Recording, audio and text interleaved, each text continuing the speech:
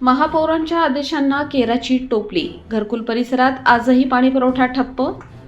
सिडको महानगरपालिकेचा भोंगळ कारभार. नागरिक संतप्त.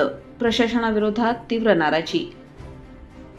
नाशिक महापौरांनी नियमित पाणीपुरवठ्याचे स्पष्ट आदेश दिले असतानाही घरकुल परिसरात आज दिवसभर पाणी न आल्याने नागरिकांना मोठा मनस्ताप सहन करावा लागला.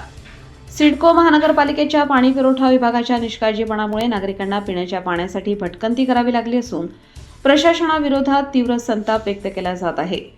घरकुल परिसरात आधीच अनियमित पाणीपुरवठ्याची समस्या कायम असताना आज पूर्णपणे पाणीपुरवठा बंद राहिल्याने महिलांसह ज्येष्ठ नागरिक आणि लहान मुलांचे मोठे हाल झाले आहेत.